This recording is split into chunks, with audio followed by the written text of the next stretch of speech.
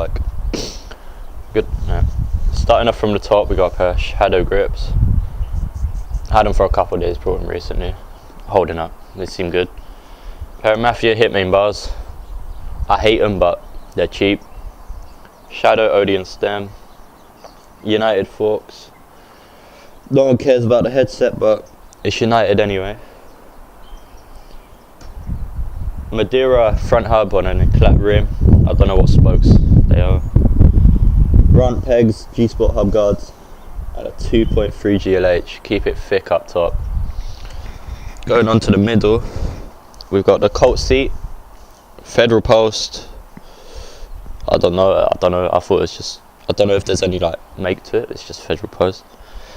United Supreme cranks. Don't know what pedals I got given them off a mate, but the holding up has been lasting for about a few months now.